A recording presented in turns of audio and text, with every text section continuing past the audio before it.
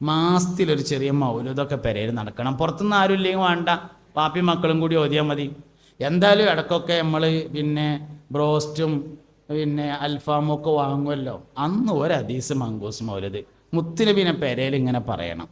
വണ്ടിയിൽ എല്ലാവരും കൂടി ഒരിക്കലും പോകുമ്പോൾ നമ്മൾ എന്തായാലും പാട്ടിടും.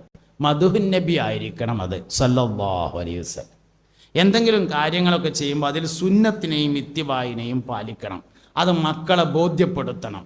അങ്ങനെ പുണ്യനബി ഒഴിച്ചുകൂടാൻ പറ്റാത്തൊരു സംഗതിയായി കുട്ടികൾക്ക് മാറിയാൽ ഈമാൻ സംരക്ഷിക്കപ്പെടും.